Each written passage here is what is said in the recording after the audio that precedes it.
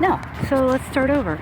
Hi everybody, RV Lady here, and I'm showing you the wall, and on the other side of that wall is Lake Pontchartrain in a little north of New Orleans, but I guess it's considered New Orleans.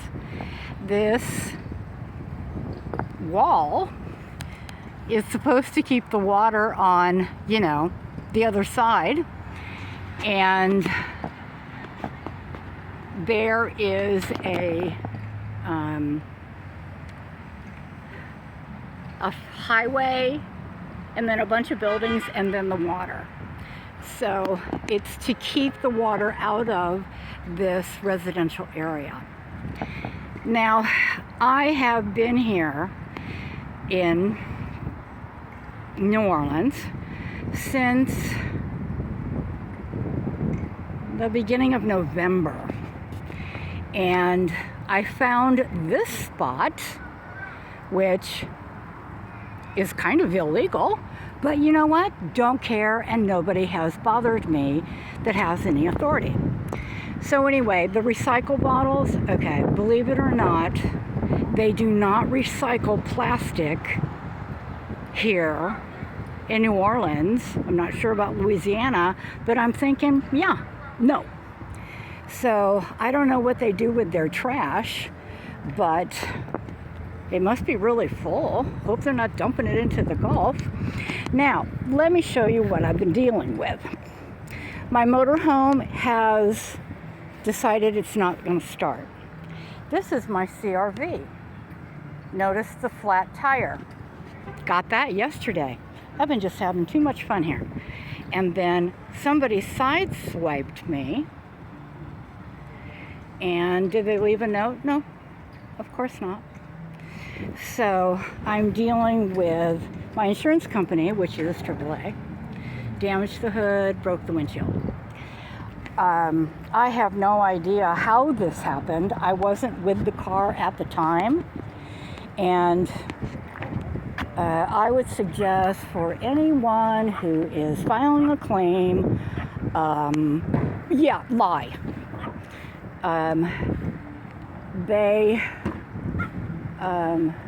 What?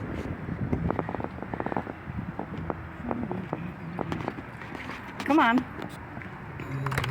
Letting the dog out. Okay, smile. Okay, so I don't know that I told you the story about the dog, but needless to say, I have a dog. I don't want a dog.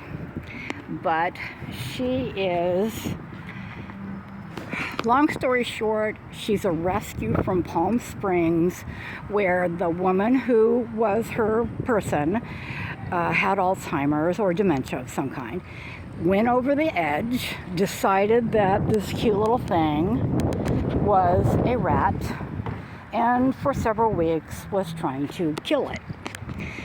So the daughter, who didn't live near her mother, phoned the police for a wellness check. And I know, geez, I've just smashed this thing all up. Anyway, sunset. The police took the dog, and through associations, I ended up picking up. I really hate New Orleans. I hate the South. Okay, we won't get into that. And anyway, okay, I don't know what I'm doing with the camera. Oh, that's what I'm trying to do. I'm trying to zoom. Okay, it's not working. Anyway, so when I took her to the veterinarian for a medical assessment, she was underweight. She was, scarred and obviously had been hit several times. She limped from being hit, and now she's like, I've had her for 2 years. She's over all those things, but because of her situation prior to me, the veterinarian recommended that I not rehome her. Now, I've rehomed hundreds of dogs. Okay, maybe not hundreds, but 50s of dogs. And in doing so, I always make sure I have a good home for them, blah, blah, blah. And prior to her, I had rescued 2 Pomeranian puppies. They were 10 months old. Oh my God, never get a Pomeranian. And what else? I guess that's it. I'm dealing with boat issues right now, and I will make another video about that later, because I'm just gonna upload this to YouTube so you guys know that I'm still out here trying to be RV Lady Trades in her wheels for waves and everything that's associated with that. And it's so much more than anybody could possibly believe. Okay, anyway, it's windy. I don't know if it's going to mess with the sound, but I'm having one of those days where, okay, I won't even go there.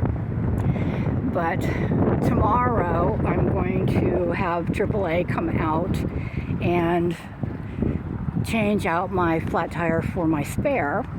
But unfortunately, my spare is in there, and there's a bunch of, what do they call, bins in there. So I have to move out all the bins, get out the tire, put all those things back, take the tire to get it fixed, come back, put the tire on. Oh my God, it just goes on and on and on. Oh my God. Okay, I have been spoiled all these years without having, this kind of cavalcade of crisis. So let me just get into one other thing. If you ever break down in New Orleans or anywhere near New Orleans, make sure that you have the kind of insurance that will let you go like 100 miles away from New Orleans, because nobody knows what the hell they're doing. They lie a lot. I've hired 3 independent mechanics, the mobile kind. And they show up, they charge you to come, and then whatever the repairs are, they give you an estimate. They charge you $150 to come to you, which if I was in California, I wouldn't care, because that's, California. But here, where no one has a friggin' pot to piss in, oh, did I say that out loud? Not acceptable. So I hired one guy. He came, he worked, and he said, I'll be back in the morning. And I paid him for what he had done, and of course, he never came back. So then there's the next guy who shows up, master mechanic for Chevy, and I was all excited because I hate this Chevy engine, 454 V8, 7.4 liter, and it's not the engine, it's the engine. It's Chevy. They build these things to go 100,000 miles and then they just implode. So, and I'm just over 100,000 miles. So anyway, the guy shows up who is the trained Chevrolet mechanic, mobile.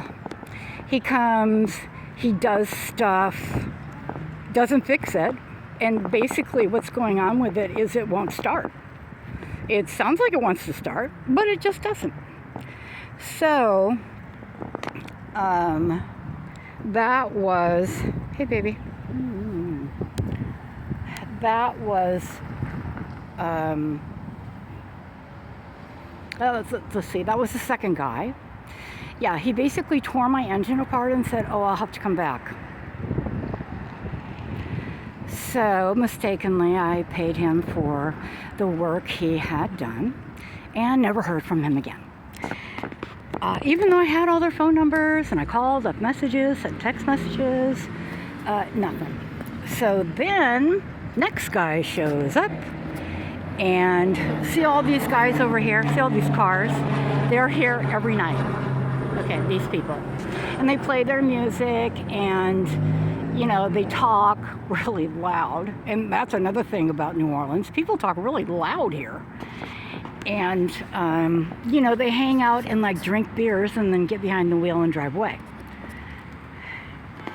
And long short of it is one of those guys recommended a guy who was a mobile mechanic.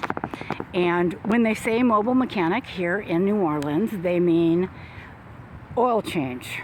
They do not mean anything beyond that. So I had him change my oil.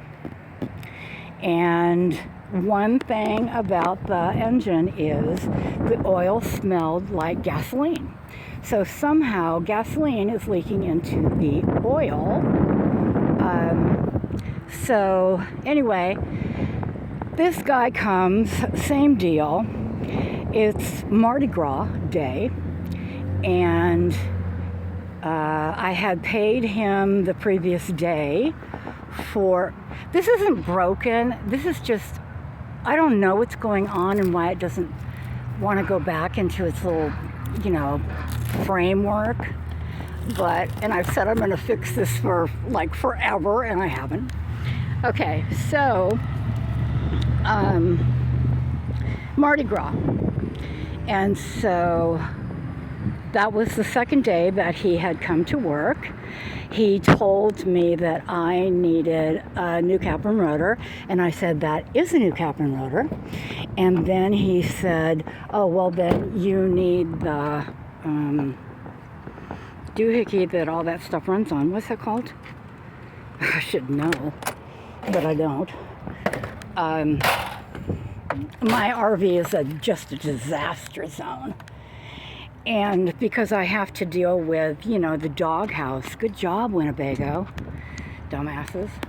Okay, so, distributor. Yeah, he said that it needed a new distributor. So, of course, I went and bought a distributor. And just in case you want to know, if you buy stuff online here, it usually saves you a little under $100. If you go to a retail location, yeah, you're going to pay the, you know, like the distributor for this model online, it's like $26, $58, $68 at AutoZone, which I will never go to another AutoZone, and the only reason that I've been going to that AutoZone is because I know where it is. And people keep talking to me like I know where I'm going. I don't. So, let's see. He put this was my mistake. I went and got the distributor. I left the new distributor with the guy, and I didn't stay. This is the mistake. I didn't stay and watch him put it in. My assumption, wrong, was that this guy knew what the hell he was doing. He didn't. He did not align the distributor. I've changed distributors. I understand how they work. I know they have to be aligned, and then they have to be aligned with the rotor. So, yeah, he didn't do any of that. He just took the brand new one and dropped it in the hole. So, yeah. So the RV wouldn't start, and he said, it's Mardi Gras. I have to go and take my kids to, Mardi Gras. And then I said, oh, okay, well, I'll pay you tomorrow when you come back. And he says, I'm taking my kids. Yeah, he used the kid card down to Mardi Gras, and I need gas money. And so he was charging me, I think it was $75. To change out the distributor and whatnot, because it's a whole rigmarole. It actually only takes about a half hour, 45 minutes with a break for water. And let's see, he never came back. I gave him $70. And the reason I didn't stay when he was putting the distributor in was because I had to go to an ATM and get cash because I didn't have any more cash. So, yeah, life has been painting me a pretty picture. So the other thing that's going on is, one of the reasons I think that nobody bothers me is because I have my California license plate on the front of the vehicle. So they're assuming I'm from California. In the back, there is an Arkansas plate, which has expired. It expired like the 1st of January or something. And so my intent was to go back to Arkansas, pay for the car insurance, registration. I don't want to register it here because when they do the calculation for your vehicle here in Louisiana, they go with the price that the tax is the price of the vehicle when it was new. Yes. Now I have a 2014. It's worth about, I don't know, $10,000-$12,000. And, and it's the last year that Honda made a vehicle that could be towed for flat. So, of course, that's how I've been hauling it around with my motorhome. So, life is not